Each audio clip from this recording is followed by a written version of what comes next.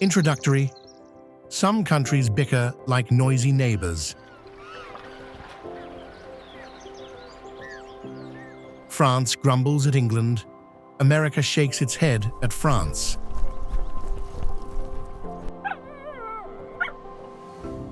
But Patagonia is stranger. Argentina and Chile argue over borders that the land itself does not recognize. And between their discordant lands, distances stretch so far that you can drive 300 kilometers without encountering a soul.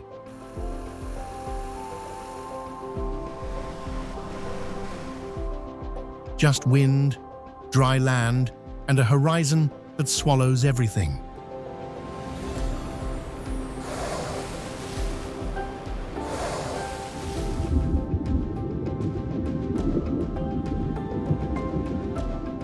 On a map, Patagonia is a simple slab at the end of South America. In real life, it breaks into glacier-cut mountains, gulfs carved by rising seas, and plateaus stretched by never-ending winds. The lake region, northern Patagonia, Argentina and Chile.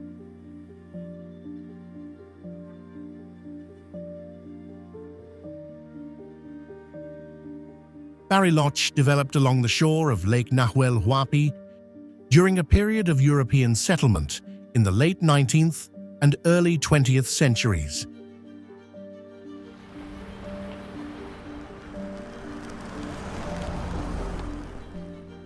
The waterfront developed first, followed by neighborhoods that extended toward the forested slopes behind the town. The mountains rise in long ridges, and the valleys keep the same orientation that shaped the basin.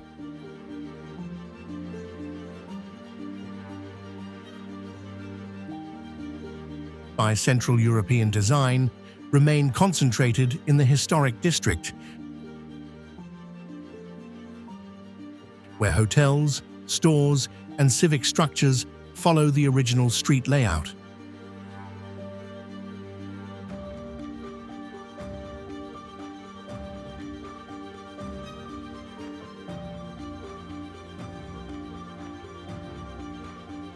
Lake Nahuel Huapi fills a broad glacial depression supplied by high-elevation streams.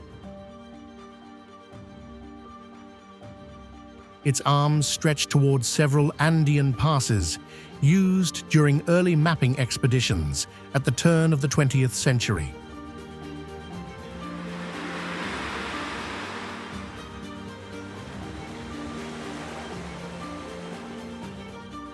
Steep walls outline the edges of the basin, with long terraces arranged along its arms, and inflow from upper valleys influences the lake's color.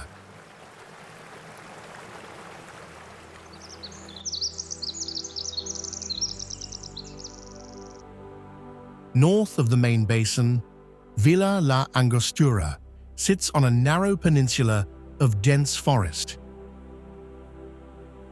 Small coves allowed early timber operators to load and move cut logs before modern roads were constructed.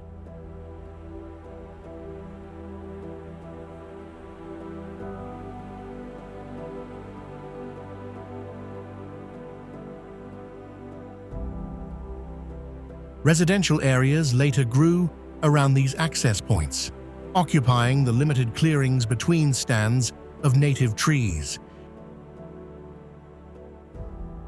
But this peaceful beauty was only temporary.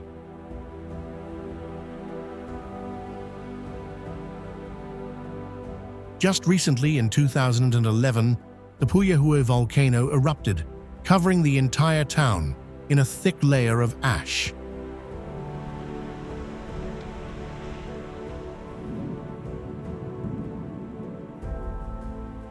Recent expansion remained along the same natural corridors that define the peninsula.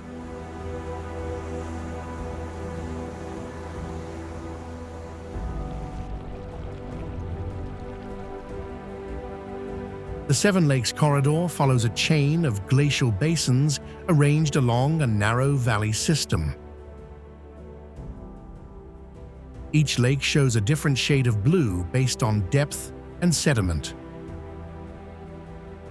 The route passes through dense forest, exposed rock faces, and narrow valleys, offering clear views of how each basin occupies its own terrain.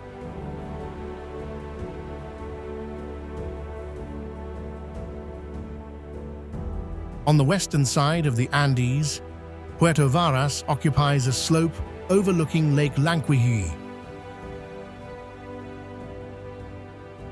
The town's wooden houses originate from the mid-19th century German settlement along the lake. When colonization efforts reshaped the southern lakeshore. From the streets, you can look directly at the volcanic chain across the water.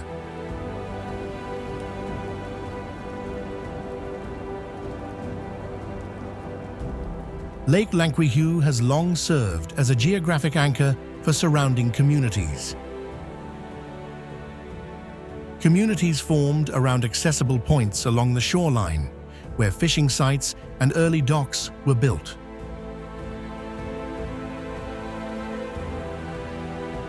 Wide sections of the lake provide uninterrupted views of nearby mountains,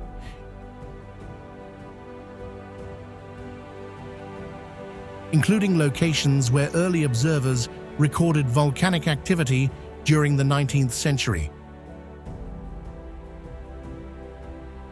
Osorno volcano forms a sharply defined cone that rises above the surrounding foothills.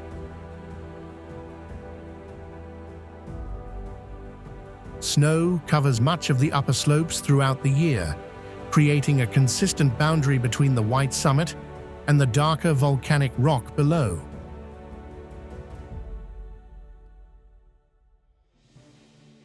The lower elevations show broad, open surfaces shaped by previous lava activity, with ridges and channels running downslope in clear directions.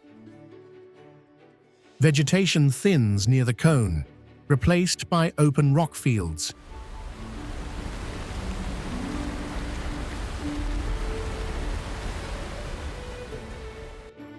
Lake Todos los Santos occupies a deep basin at the base of several Andean peaks. Water arriving from upper basins gives the lake its characteristic green color. The shoreline is narrow, bordered by steep forested walls that rise sharply from the water's edge. Dense vegetation covers most of these slopes, with only small breaks where natural terraces reach the lake. Clouds often move low across the ridges, reducing visibility along the shoreline. Conditions become wetter towards the west of the Lake District, and the landscape begins to be influenced by a coastal climate. Chiloé Island, southern coast of Chile.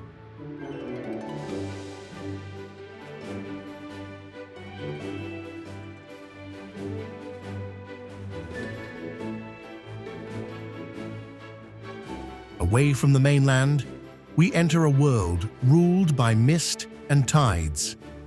Chiloé Island Castro is the largest and oldest town on the island. Its center occupies a series of terraces descending toward the bay, where fishing vessels and transport boats operate throughout the day.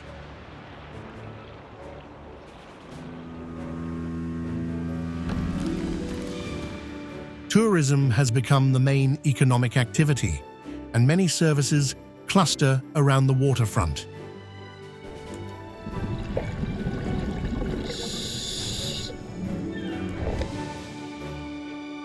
Palafito stilt houses are located along the edges of some of the coves, standing on stilts driven into the tidal flats.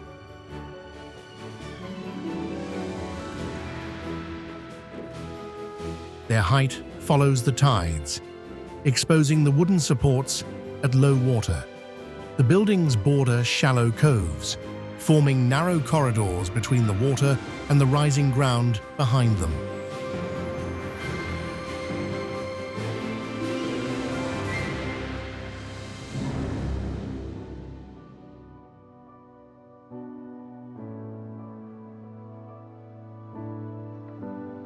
Across the island, wooden churches built from native timber occupy central positions within long-established settlements. Each church varies slightly in form according to local building practices and available materials. Some churches retain elements dating from the 19th century, and their distribution follows the pattern of the original communities throughout the archipelago.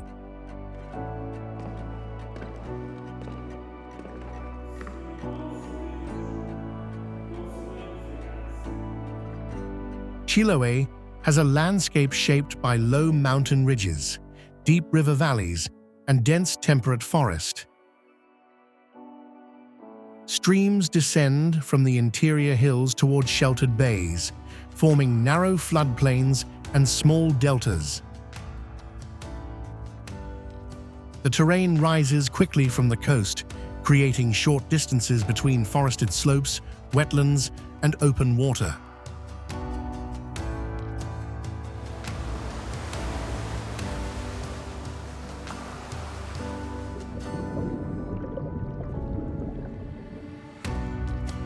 Fishing and aquaculture structure much of the island's daily rhythm. Small boats leave the coves in the early hours to work local grounds for hake, coastal shellfish, and seaweed.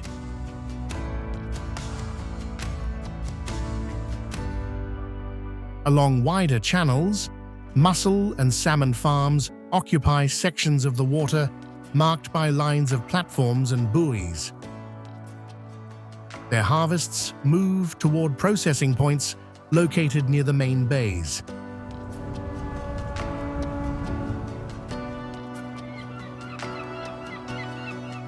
Tides regulate movement across the settlements. Water levels change widely throughout the day, exposing mudflats, anchoring posts, and the lower frames of palafitos. During low tide, boats rest on the sediment. At high tide, the same areas become fully navigable, allowing residents to move between coves and transport goods. These times affect the time taken for repair work, loading and unloading operations, and short sea voyages. Marble Caves, Asen Region, Chilean Patagonia.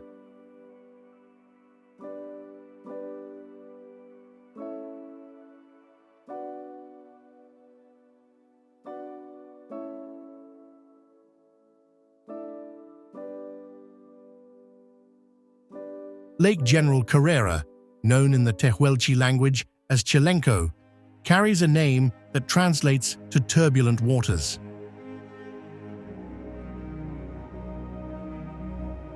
It is the largest lake in Chile and the second largest in South America.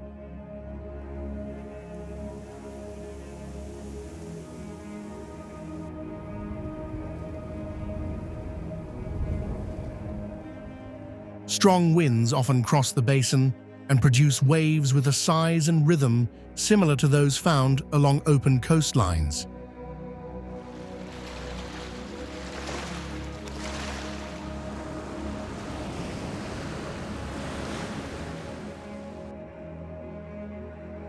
Under direct light, the water shows a turquoise color formed by fine suspended sediment.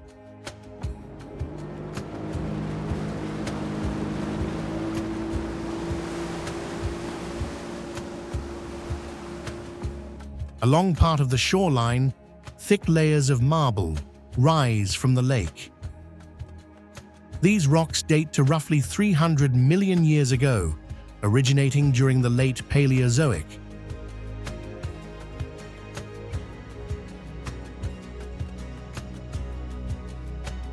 After the last glacial period about 15,000 years ago, meltwater and wave action widened existing fractures in the marble, forming a network of cavities and narrow passages. The visible surfaces show bands of white, gray, and occasional blue or pink, depending on variations in mineral density.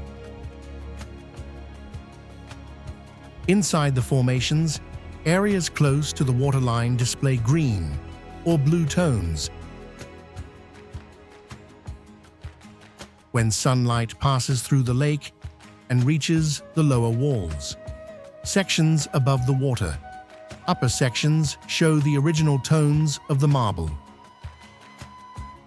Each angle will show different tones along the wall. Steep slopes and rock margins outline the limits of the glacial basin.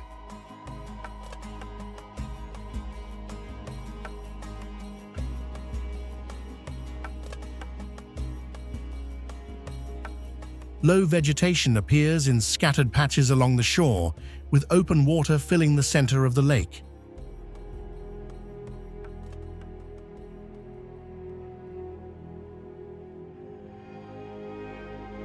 Carretera Austral, Aysén region, Chilean Patagonia.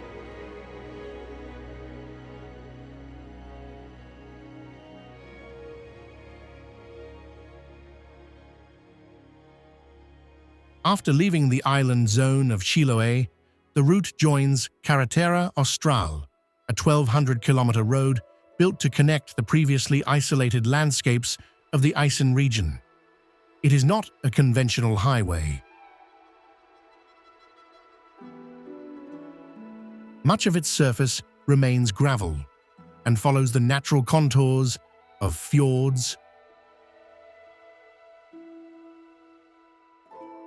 forested valleys, and glacial basins that had no continuous land connection until the late 20th century.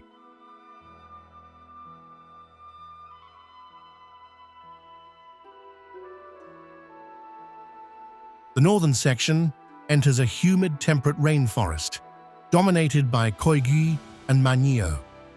Granite walls rise directly beside the road, and low clouds frequently limit visibility across the canopy.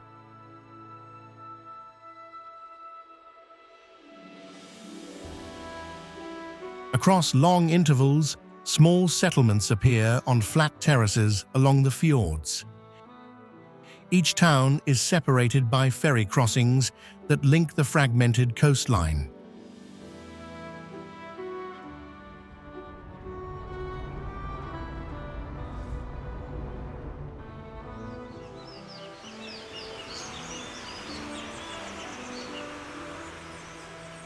The wide spacing between ferry crossings indicates how few land routes existed before the road was completed.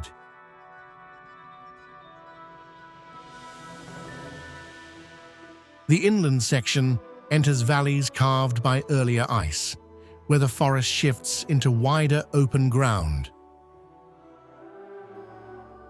Long turquoise lakes fill the troughs between the ridges, with their color set by water arriving from higher basins. Near the midpoint of the route, Puyuhuapi occupies a narrow fjord.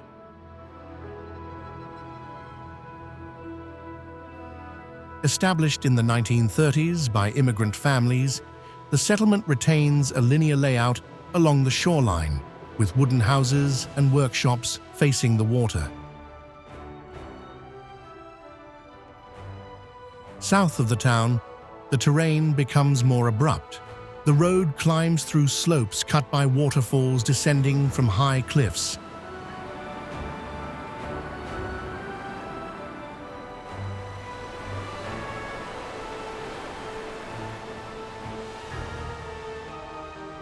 And the vegetation grows thicker as rainfall increases.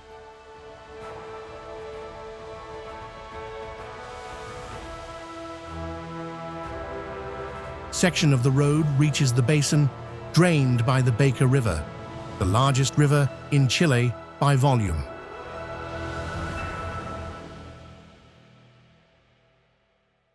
Its headwaters originate at Lake General Carrera and Lake Bertrand.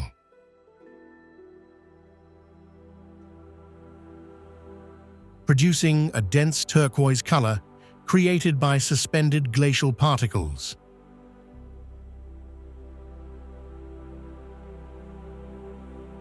The river moves quickly through a wide valley, bordered by forested slopes and long gravel banks shaped by seasonal flow. Several tributaries join the Baker as it advances toward the Pacific. At the confluence with the Nef River, two distinct watercolors meet.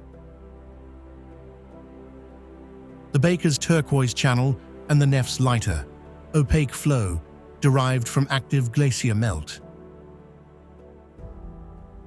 Wooden and suspension bridges span narrow sections of the river, linking settlements along the Carretera Austral. These crossings provide clear views of the surrounding ridges, the broad riverbed, and the changing width of the channel as it nears the lower valleys. Vegetation along the banks includes dense evergreen forest interspersed with narrow gravel bars that become visible when the river level drops. As the road continues south, the valley narrows again and leads toward the mountains that hold the Kula, hanging glacier.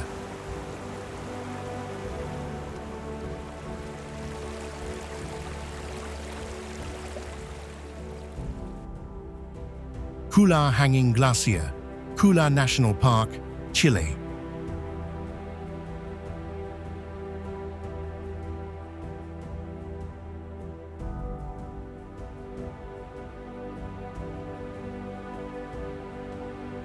The valley ahead narrows into the entrance of Kula National Park.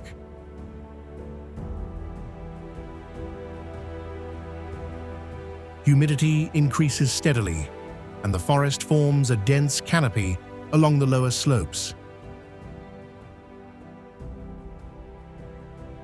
Cloud bands form around the higher ridges and briefly obscure parts of the slope.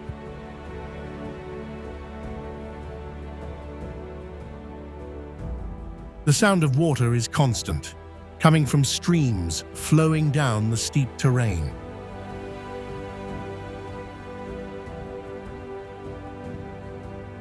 The hanging glacier rests on a broad ice shelf above a vertical rock wall.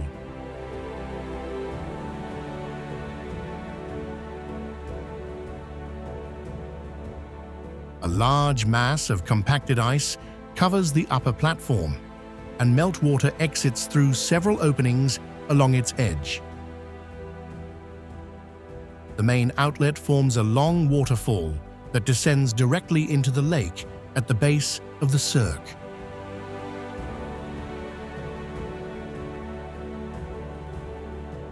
From the height of the waterfall, one can clearly see points across the valley. The lake below has a muted green tone, influenced by suspended mineral particles brought in by meltwater. Its surface remains relatively calm between periods of wind. Footpaths follow the natural contours above the basin. Canelo and Tepu cover the lower slopes around the basin, forming dense stands in the humid valley. Higher elevations contain smaller patches of vegetation, which thin out until only rock and seasonal snow remain near the upper ledges. Farther ahead, the valley widens again, and the road continues toward the southern section of the Carretera Austral, the Granite Dominion, southern Patagonia, Argentina, and Chile.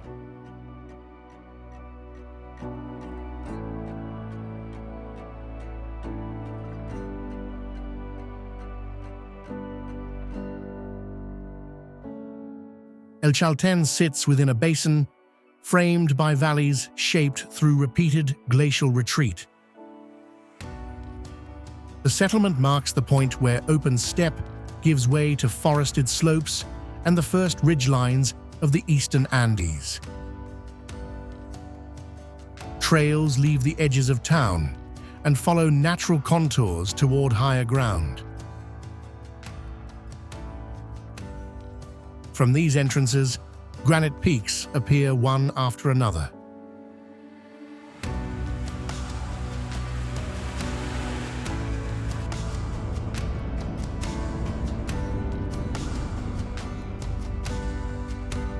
Mount Fitzroy stands at the head of one of these valleys, rising from a group of sharp ridges built from hard granite that was pushed upward during earlier tectonic activity.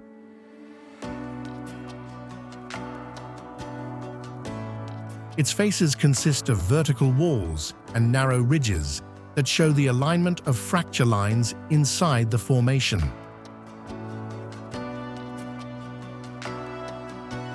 Light reaches each face at a different angle, highlighting the ridges in sequence. Surrounding spires rise from the same group of ridges, with narrow couloirs and steep shelves visible from lower viewpoints.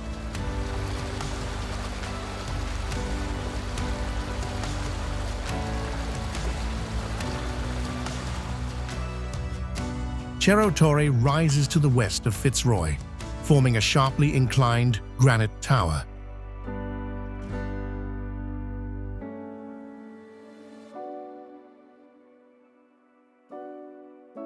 The peak connects to a short chain of secondary spires, all aligned along the same ridge. A compact glacier occupies the basin at its foot, feeding a small lake that often contains ice fragments. Wind exposure keeps the upper section coated in thin layers of rime ice, giving the summit a lighter tone than the lower walls.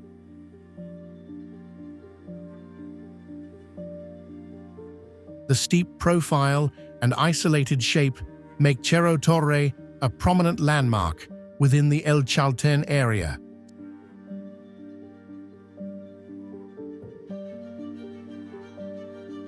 South of these valleys, the formations transition into the towers of Torres del Paine.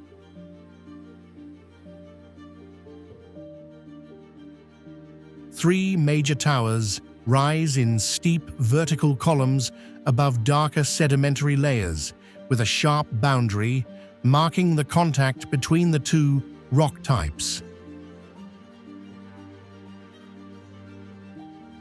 Shallow basins occupy the ground at the foot of the towers, and small lakes fill these depressions.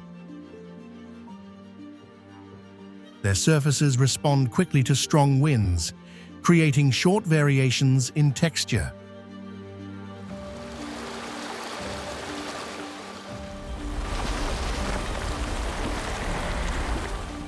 Higher up, the towers widen toward their bases, and the upper cliffs break into separate pillars and ledges.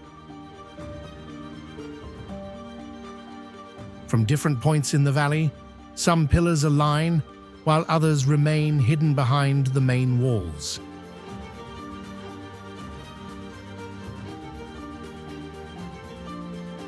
Adjacent ridges contain the formations known as the Cuernos del Paine, where dark sedimentary layers form the lower mass and lighter, intrusive rock forms the upper sections.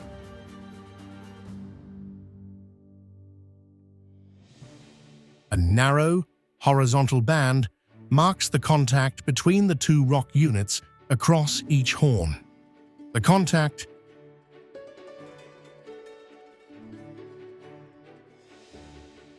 follows a horizontal band that crosses the length of the peaks.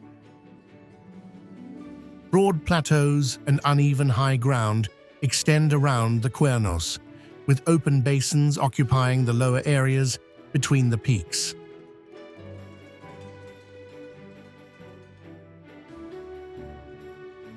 South of the Cuernos, a series of connected valleys forms the central structure of Torres del Paine. The French Valley rises between two ridgelines and ends in a cirque of fractured granite.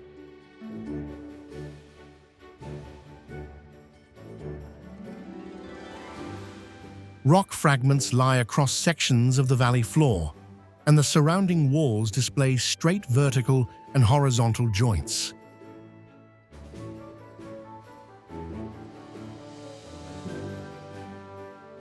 To the east, Lake Nordenskjöld occupies a long basin aligned with the prevailing valley.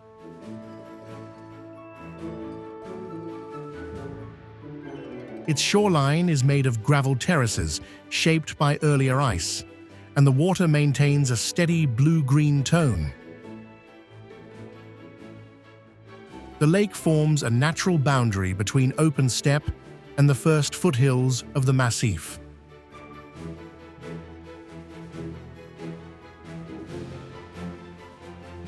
Farther west, Lake Pehoe sits directly below the main towers.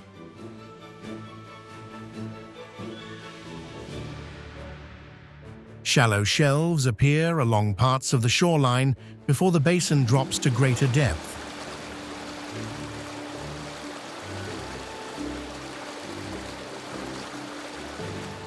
During stable weather, the water remains clear enough to reveal these near-shore features. These connected valleys and lakes form the natural link toward the higher basins where the major glaciers begin. Southern Patagonia, Argentina, and Chile.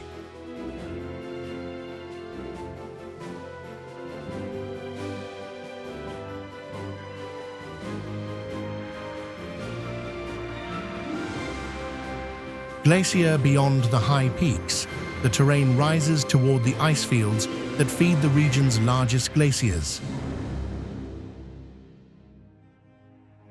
From higher ground, Perito Moreno spans the entire width of the valley before joining Lake Argentino.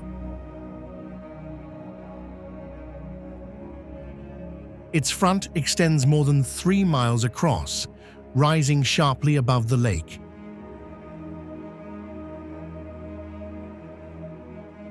Bands run across the ice face, distinguishing older compact layers from newer additions.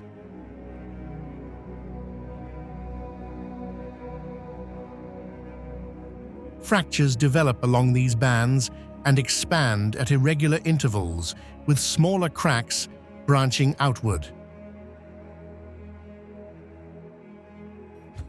Calving events occur throughout the year at Perito Moreno.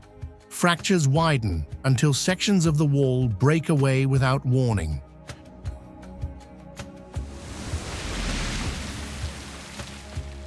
When a block detaches, it drops into the lake and produces a sharp, prolonged impact that carries across the valley.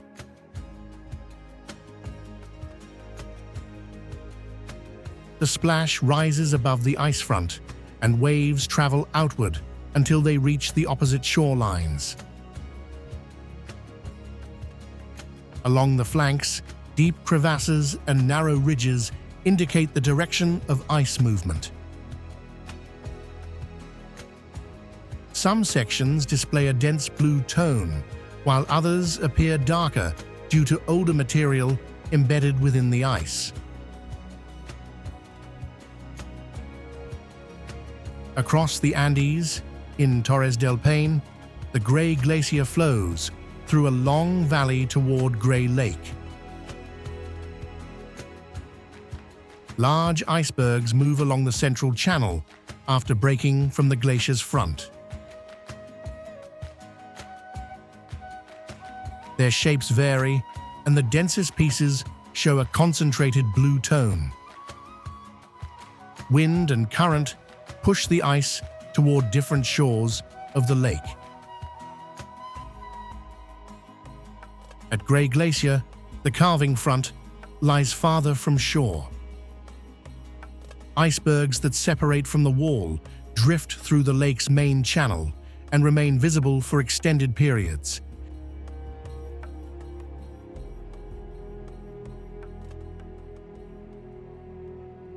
Their slow movement shows how the glacier interacts with the basin's currents and depth changes.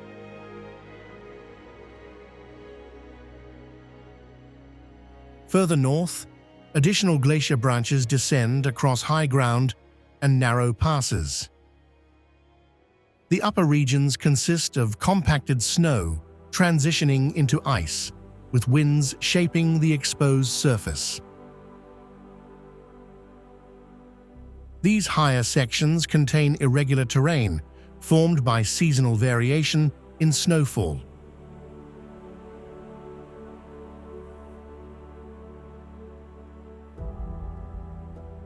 From elevated ridges, individual glacier branches can be seen extending into separate valleys.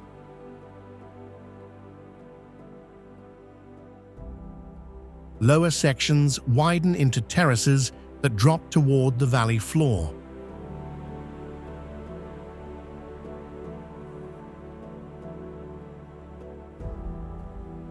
Patagonian steppe, Argentina mainland.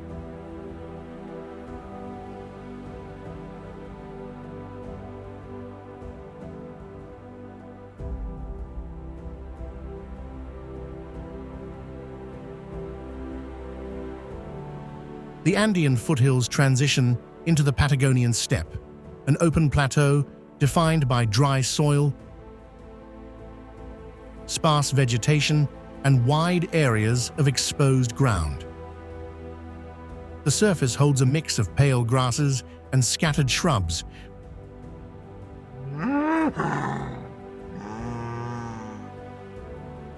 with long level stretches running between low ridges. Winter brings frequent snowfall, and frost remains through much of the year as temperatures drop to around 26 degrees Fahrenheit.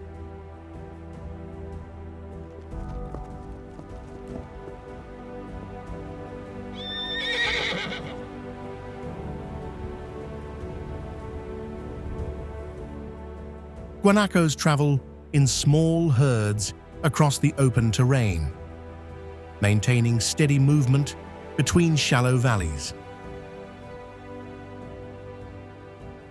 Nearby, lesser rheas cross the grassland in loose groups, occupying areas with taller ground cover. Patagonian foxes and armadillos use separate parts of the plateau, following routines tied to food availability and shelter.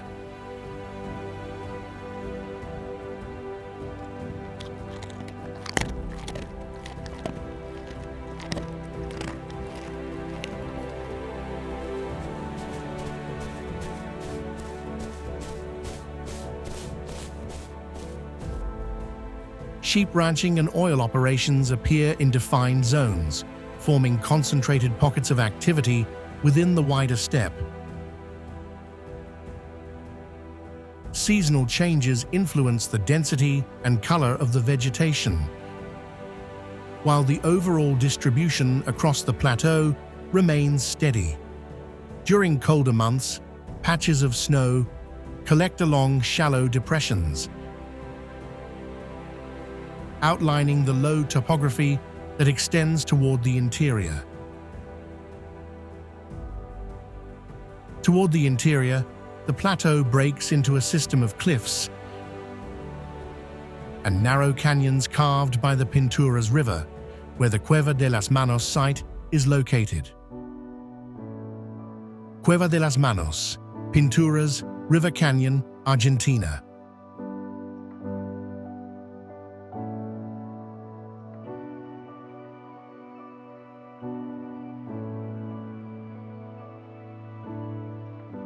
South of the major glacier valleys, the terrain opens into the canyons of the Pinturas River. 0.9-mile trail follows the edge of the gorge and leads to a series of overhangs and a shallow cave known as Cueva de las Manos. The panels in this shelter contain some of the earliest rock art documented in South America. Most of the images are hand stencils created by spraying pigment around hands pressed against the wall. Their outlines vary in size and arrangement, forming dense groups across several sections of the wall. They left more than fingerprints. They painted their world with herds of running guanacos, scenes of hunting. In this endless emptiness, people gathered, dreamed, and left an echo that transcended 9,000 years of time. The pigments retain their color under the dry canyon conditions and the protection provided by the overhanging rock. On several panels, later stencils were placed over earlier ones, forming layered groups across the surface.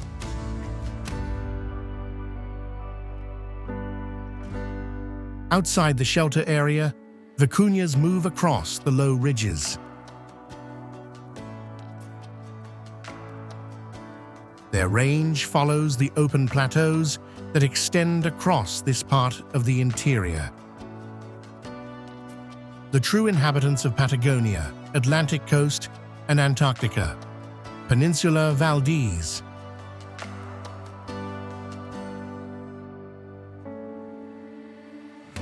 The land descends from the interior plateaus toward the Atlantic, meeting a series of gulfs and inlets where marine species gather during predictable seasonal cycles.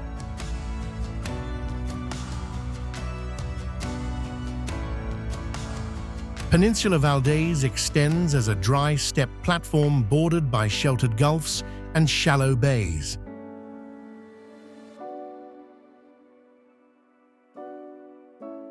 During the breeding season, southern right whales gather in these protected waters.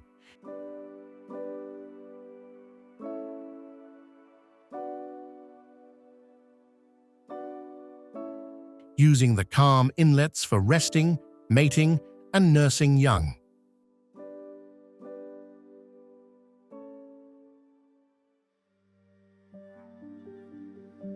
Their seasonal presence increased after commercial hunting declined during the 20th century.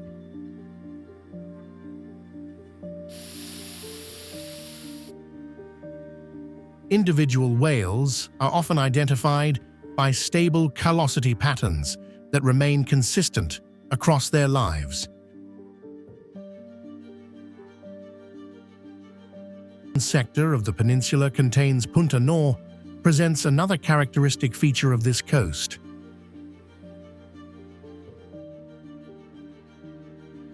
The shoreline consists of low gravel beaches and gently sloping rock platforms, creating conditions where orcas approach during specific tidal levels.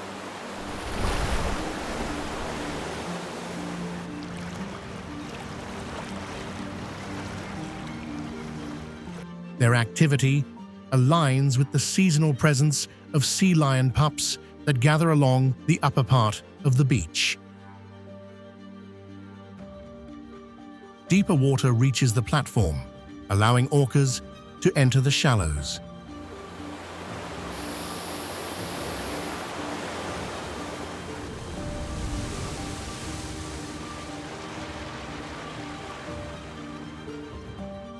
They advance toward the surf at a controlled angle, using the momentum of incoming waves to reach the zone where young sea lions concentrate.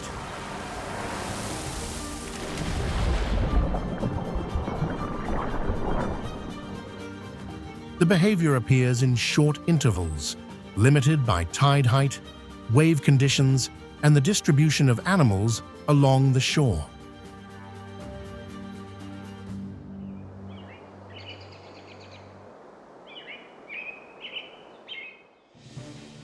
The geometry of the beach, combined with the regular tidal cycle, makes Punta Norte one of the few locations where this interaction can be seen clearly along the Atlantic coast.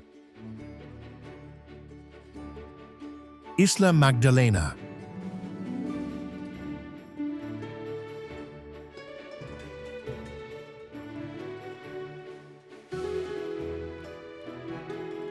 Isla Magdalena contains one of the largest Magellanic penguin colonies in the region.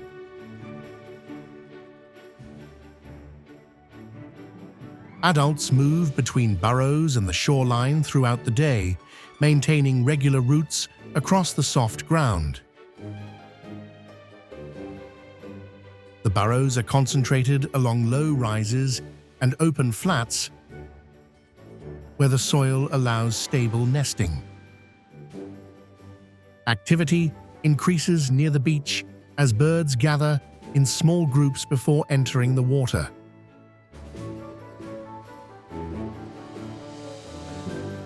Gulls and cormorants occupy adjacent areas along the shore, using the same access points to reach the channel. A short distance beyond these waters, another colony occupies the flats of Bahia Inútil, formed by a penguin species rarely found in this part of Tierra del Fuego.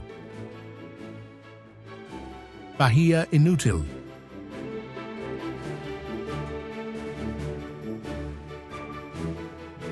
A fjord in western Tierra del Fuego is home to one of the region's rarest wildlife spots,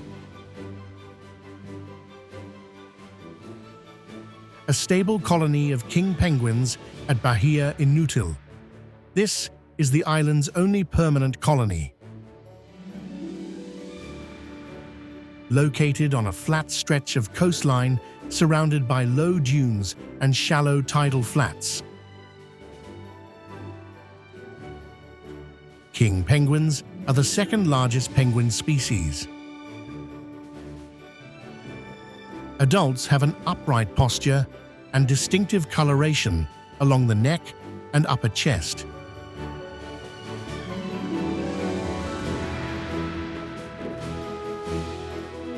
With orange and yellow markings visible from a distance across the fjord. This distinguishes them from Magellanic penguins found further north. The colony nests on a patch of open ground on compacted soil, where individuals congregate in dense groups during the breeding season. Breeding occurs within a defined colony area. Eggs are carried on the feet of adults and protected under a fold of skin. This process lasts for several weeks, during which the birds alternate between foraging trips and incubation. Chicks congregate in loose groups near the center of the colony, easily recognizable by their brown plumage. Activity on shore follows a consistent pattern. Adults follow established paths into the water, while resting birds congregate in small groups. Thanks to the wind and open terrain, the nesting area is unobstructed, allowing clear visibility across the entire area. Past this section of shoreline, the fjords converge toward the main passage of the Strait of Magellan. The city at the end of the world, Tierra del Fuego, Argentina.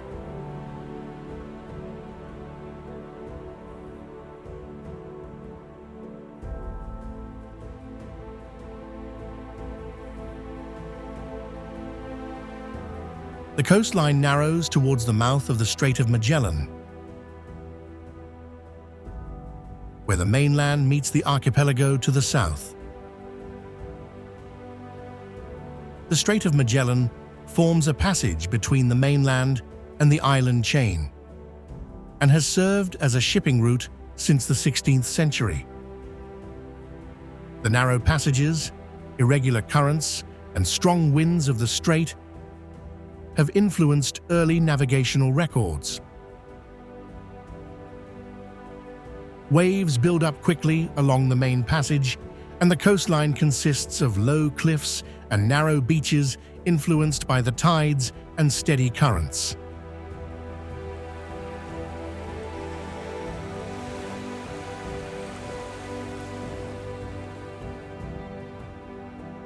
Ushuaia lies on a small plain between the Beagle Channel and the Marshall Ridge.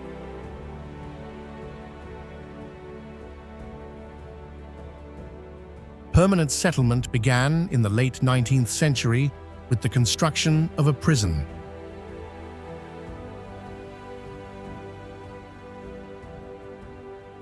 Around which the first roads, docks, and houses were established. Some of the original structures are still incorporated into the modern street layout. Residential areas are located along the slopes behind the harbor, forming a terraced shape according to the slope. Houses built on narrow terraces face the channel, and the grid becomes irregular as it rises toward the lower ridges. During winter, daylight remains limited, and artificial lighting defines much of the town's activity.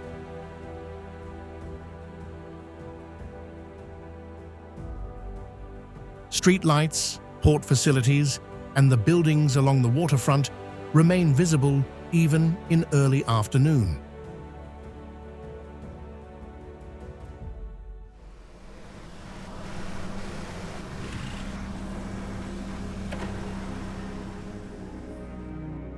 The harbor operates with seasonal variation. From November to March, small expedition ships and research vessels line the docks during the Antarctic travel window.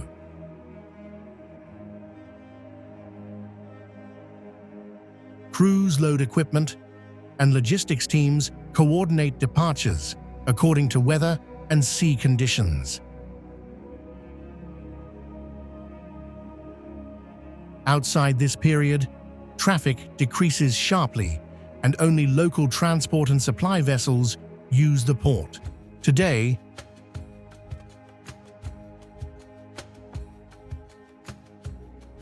Ushuaia is the departure point for scientific and logistical voyages to the Antarctic Peninsula.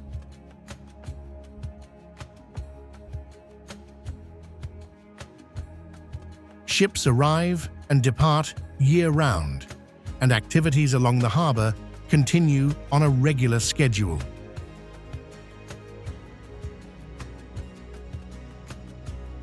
Settlements rise along the foothills, arranged in several levels according to the slope. Clouds drift across the upper slopes, and views change rapidly along the range. The end of the world train, Ushuaia, Argentina.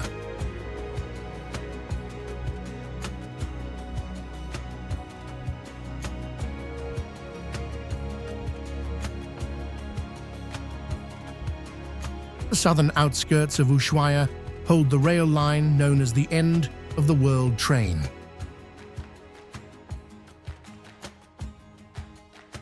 The route follows a narrow-gauge track originally built to transport materials, firewood, and prisoners during the early years of the penal colony.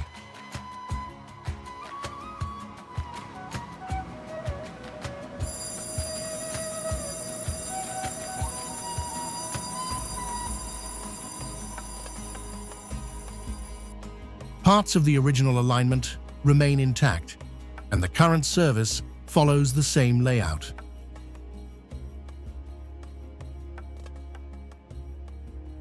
The train departs from a small station outside the city and enters a valley bordered by low forest and shallow wetlands.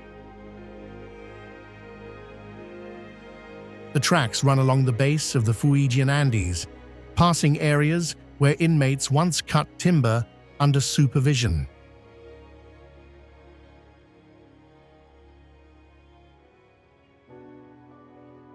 Signs mark the former work sites along the corridor. As the train moves west, the terrain opens into clearings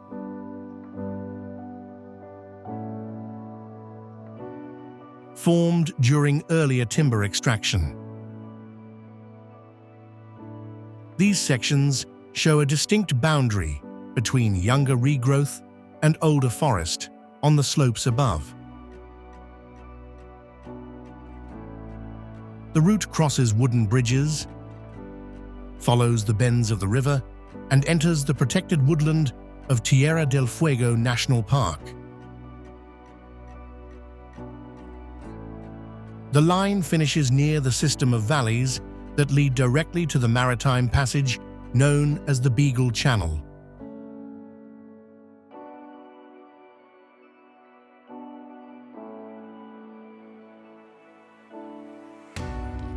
The end point on the map: South Pole, Argentina, and Chile.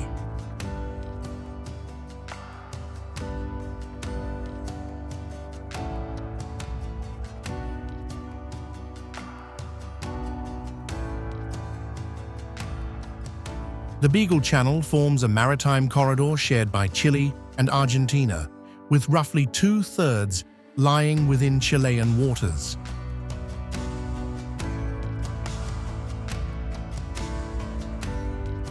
The northern margin follows the lower Andean slopes with rugged, often snow-covered peaks.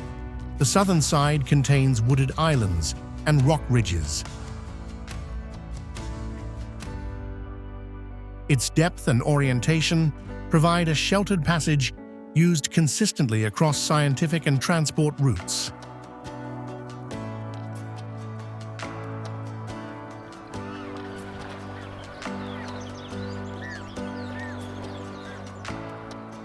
Ships departing Ushuaia move past low cliffs and small islands used by South American sea lions and South American fur seals.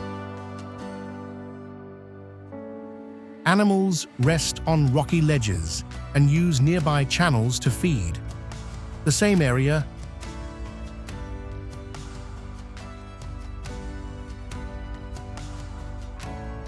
kelp forests cover shallow coastal mudflats, where divers can spot sea urchins, starfish, octopus, and king crabs.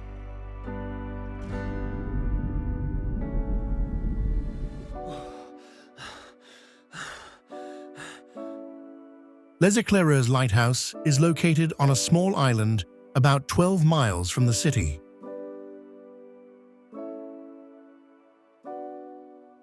This lighthouse serves as an important navigational landmark and is often confused with World's End Lighthouse on Staten Island, over 100 miles away.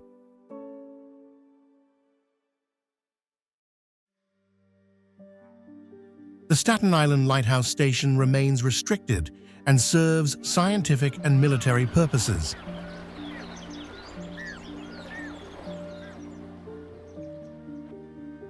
Roughly halfway along the channel, Isla Martillo appears with a dense Magellanic penguin colony occupying the soft ground during the breeding months from October to March.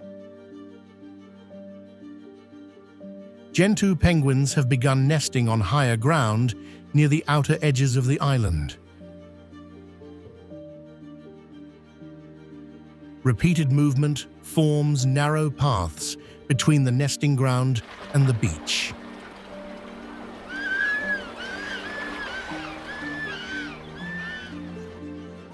Breaks in the island chain reveal wider sections of water and the approach to open sea.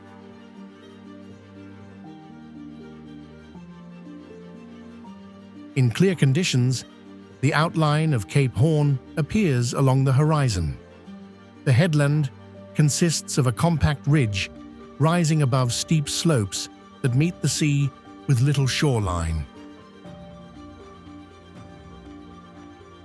The surrounding waters connect to the Drake Passage, where winds and swell dominate the channel.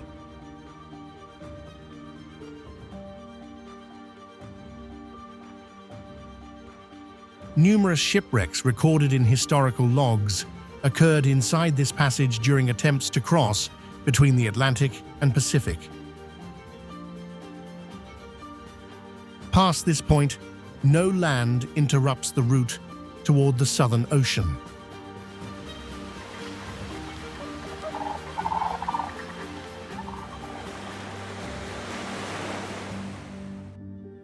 When the journey ends, Patagonia remains as a quiet afterimage light on rock, wind over open ground, and the distant break of ice.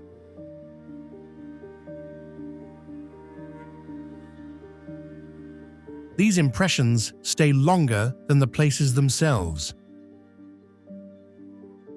Much of this region is still unmapped in experience, still unseen. There are valleys without names, coastlines that few have walked, and routes that continue beyond.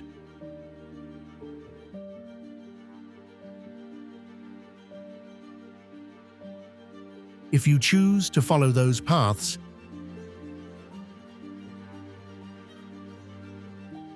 we will open them one by one. Thank you for traveling this far.